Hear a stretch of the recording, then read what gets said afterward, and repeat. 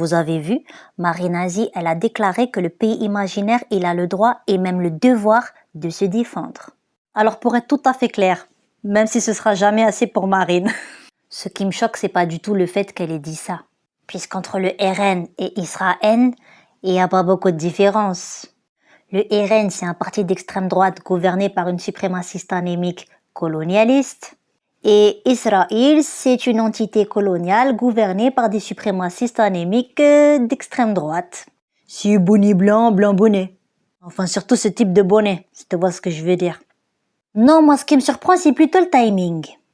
Parce qu'au lieu de s'occuper de la défense du pays imaginaire, Marie Nazie, elle ferait mieux de s'occuper de sa défense à elle, hein.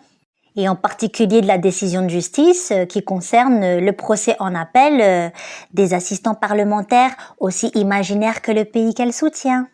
En gros, si elle est reconnue coupable, eh bien Marie Nazie, elle aura ni le droit, ni le devoir, ni le pouvoir de se présenter au présidentiel de 2027.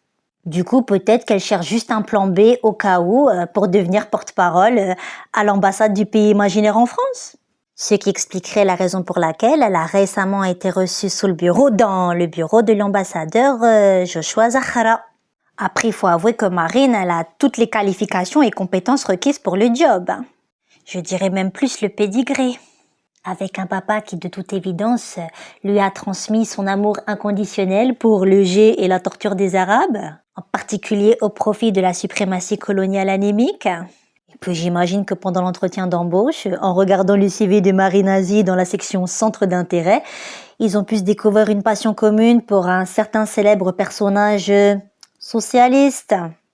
Pour conclure, je dirais que Marie Nazie et Israël ont exactement le même objectif pour 2027 et même au-delà.